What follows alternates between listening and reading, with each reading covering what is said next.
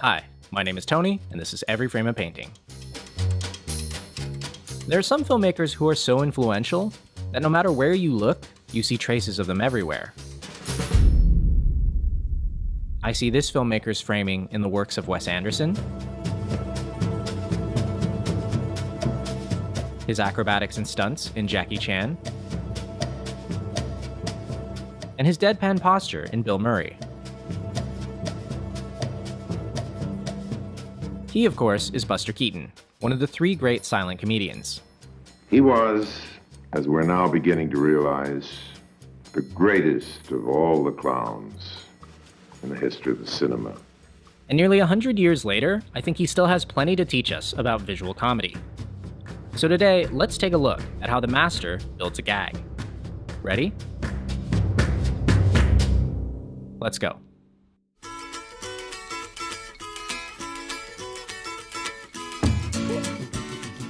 The first thing you need to know about visual comedy is that you have to tell your story through action. Keaton was a visual storyteller, and he never liked it when other directors told their story through the title cards. The average picture used 240 titles. That was about the average. 240 was the average. Yes, and the most I ever used was 56. He avoided title cards by focusing on gesture and pantomime. In this shot, you never find out what these two are talking about. Everything you need to know is conveyed through the table and their body language. But what you had to say, you had to communicate to the audience in only one way. Through action. That's right. We eliminated subtitles just as fast as we could if we could possibly tell it in action. Keaton believed that each gesture you did should be unique. Never do the same thing twice. Every single fall is an opportunity for creativity.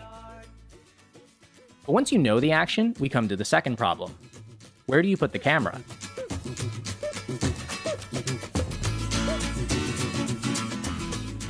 Visual gags generally work best from one particular angle.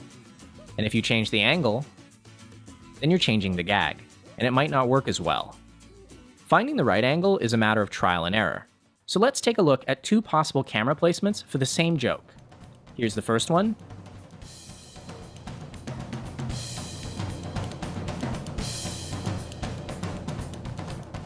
And here's the second.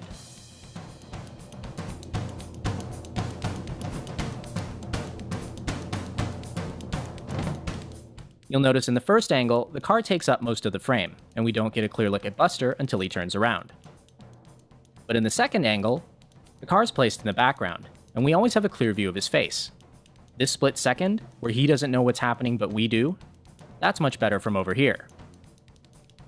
And in the first angle, the framing splits our attention. Our eyes want to look at his face and the sign at the same time.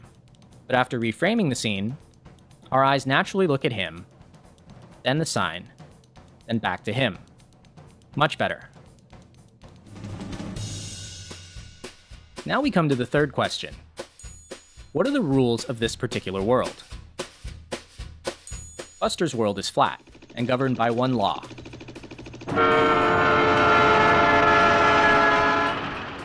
If the camera can't see it, then the characters can't see it either. In Buster's world, the characters are limited by the sides of the frame and by what's visible to us, the audience. And this allows him to do jokes that make sense visually, but not logically. A lot of his gags are about human movement in the flat world. He can go to the right, to the left, up, down, away from the lens, or towards it. Look familiar? She's been murdered, and you think I did it. Hey! Like Wes Anderson, Buster Keaton found humor in geometry. He often placed the camera further back so you could see the shape of a joke. There are circles, triangles, parallel lines, and of course, the shape of the frame itself, the rectangle.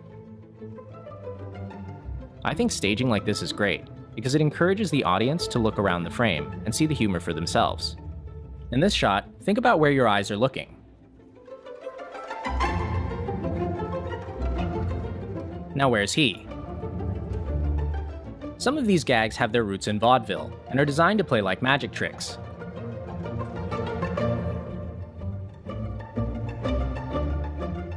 And like all great magic tricks, part of the fun is trying to guess how it was done. Keaton had a name for gags like these. He called them impossible gags.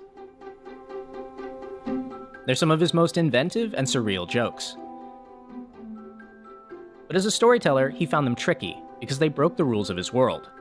We had to stop doing impossible gags and what we call cartoon gags. We lost all of that when we started making feature pictures. They had to be believable, or your story wouldn't hold up. So instead, he focused on what he called the natural gag, the joke that emerges organically from the character and the situation. Consider what he does with this door.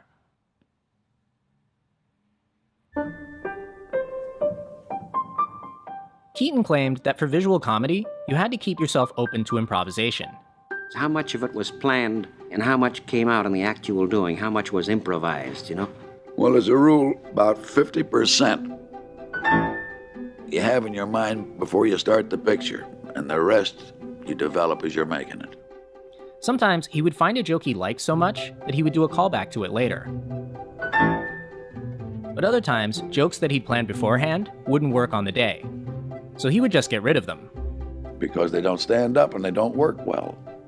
And then the accidental ones come. He was supposed to make this jump, but since he missed, he decided to keep the mistake and build on it. So you seldom got a scene like that good the second time. You generally got them that first one. Maybe that's one of the reasons there was so much laughter in the house the other night. I mean, the younger people and I had this feeling that what we were seeing was happening now. That it happened only once. It was not something that was pre-done and done and done. And that brings us to the last thing about Buster Keaton, and his most famous rule. Never fake a gag.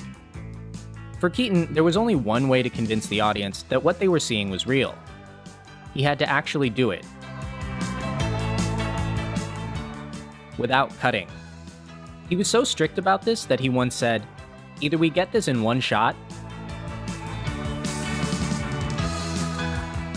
or we throw out the gag." And it's why he remains vital nearly 100 years later. Not just for his skill, but for his integrity. That's really him. And no advancement in technology can mimic this. Even now, we're amazed when filmmakers actually do it for real. But I think he did it better 95 years ago. So no matter how many times you've seen someone else pay homage to him,